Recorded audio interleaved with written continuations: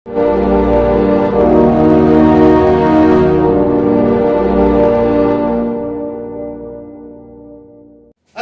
आज के टॉपिक में हम लोग पढ़ने वाले हैं क्रोमोसोमल डिसऑर्डर। भैया जैसे मेंडेलियन डिसऑर्डर है ना, इसमें हम लोग प्रिंसिपल में क्रोमोसोमल डिसऑर्डर भी पढ़ते हैं। क्रोमोसोम्स डिसऑर्डर का मतलब क्या होता है? डेफिनेटली नाम से ही क्लियर कर रहे हैं कि क्रोमोसोम में प्रॉब्लम हो जाएगा। यानी हम लोग जानते हैं कि एक कंप्लीट क्रोमोसोम जिस ऑर्गेनिज्म के पास रहता है वो ऑर्गेनिज्म परफेक्ट होता है। ओके, यानी एक जैसे हर एक दुनिया में जितना भी ऑर्गेनिज्म है उसके पास एक स्पेसिफिक क्रोमोसोम होता है, एक स्पेसिफिक नंबर ऑफ क्रोमोसोम होता है। ठीक है, ये दोनों तथ्य को एक्सप्लेन करने के लिए मैं आपको बोलता हूं कि एक मेल ह्यूमन के पास specific chromosome, it's mean Y chromosome तो रहेगा ही रहेगा, वाई नहीं रहेगा तो मेल कहलाएगा ही नहीं। ये बात क्लियर हो गया। और स्पेसिफिक नंबर ऑफ क्रोमोसोम कहने का मतलब कि कोई भी जो ह्यूमन बीइंग है उसके पास 46 नंबर ऑफ क्रोमोसोम होता है, 23 जोड़ा में होता है, यानी 23 पेयर्स में। तो आपको कई बार क्वेश्चंस यहां से निकाला है कि एक ह्यूमन के पास कितना क्रोमोसोम होता है। तो याद रखिएगा, ऑप्शन बहुत डिफरेंट डिफरेंट देगा, 46 देगा, 45 देगा, 44 देगा और 43 देगा। तो आप क्या मारिएगा? डेफिनेटली 46 मारिएगा अगर ये नंबर में दिया तब। लेकिन जब पेयर में बात करेगा तो हमको मानना है 23। कितना मानना है? 23। अगर एक चीज बहुत ही दिमाग से ध्यान दीजिएगा कि क्या सबसे इंपॉर्टेंट है, अगर यहां पे 46 दे देगा, 22 पेयर दे देगा, 23 पेयर दे देगा और 21 पेयर दे देगा। कितना दे देगा? 21। तब यहां पे क्या मराएगा? यहां पे दो ऑप्शन हमारा सही है, एक 46 ही नंबर लिखना चाहिए वो, और दूसरा 23 पेयर ऐसे लिखेगा। तो या तो ऑप्शन देगा ए और सी, ठीक है, ऐसे, और नहीं तो अगर कोई एक ऑप्शन दिया तो उसमें मारिएगा ये। क्यों? पूछिए क्यों?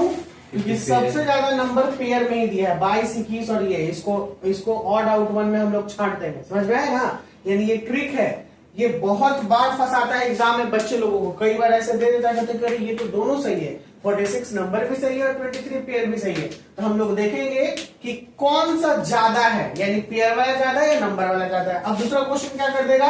44, 46, 48 और 23 पेयर।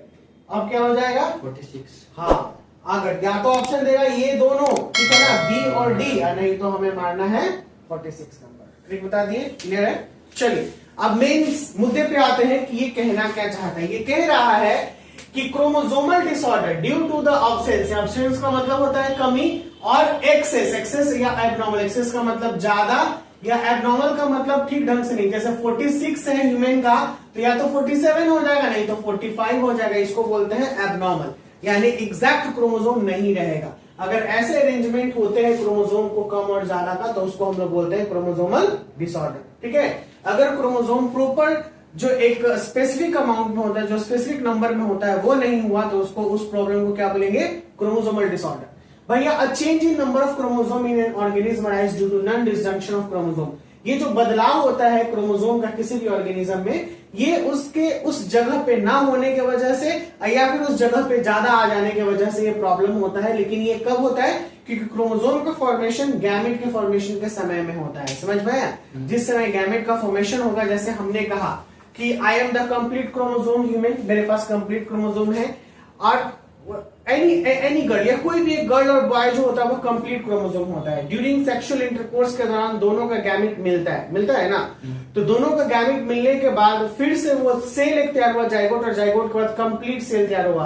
तो ड्यूरिंग द गैमेट फॉर्मेशन, यानी गैमेट फॉर्मेशन के दौरान में, ठीक है, ये कंप्लीट क्रोमोसोम का बनना शुरू होता है, और उसी के समय में या तो डिसजंक्शन होगा नहीं तो नॉन डिसजंक्शन होगा। समझ में है? जैसे कि इसी के जस्ट आगे मैंने एक लिया है डाउन सिंड्रोम। ओके, तो डाउन सिंड्रोम में हमने देखा था कि कैसे एक जो बच्चा है, मैंने लास्ट क्लास में आपको बताया था कि बच्चा का कैसे चेंजमेंट आ जाता है। ठीक है, इसमें ट्राइजोमी करके बोला गया है इसको, इसमें 2 पॉइंट और है मैं बताऊंगा, लेकिन सबसे पहले पढ़ते हैं एनोप्लॉइडी। एनोप्लॉइडी ऐसे सिचुएशन को बोलते हैं जिसमें या तो लॉस होगा और नहीं तो गेन होगा। यानी कोई भी क्रोमोसोम में लॉस और गेन होता है तो उस प्रोसेस को बोलेंगे हम लोग एनोप्लॉइडी। ओके, क्या बोलेंगे? Aneuploidy. This arise due to loss और गेन ऑफ वन और more chromosome during gamete formation. या तो गैमेट फॉर्मेशन के दौरान या तो क्रोमोसोम कम हो जाएगा, और नहीं तो अगर ज्यादा हो जाएगा, उन दोनों केस में इसको क्या बोलेंगे? एनोप्लॉइडी बोलेंगे। जैसे डाउन सिंड्रोम, इसमें क्रोमोसोम ज्यादा हो गया, 46 था ये एक जुड़ गया ज्यादा तो 47 हो गया। टर्नर सिंड्रोम, इसमें एक कम हो गया, कोई दिक्कत? 45। अब यहाँ पॉलीप्लॉइडी, नाम से ही क्लियर करा, पॉली का मतलब होता है मैनी।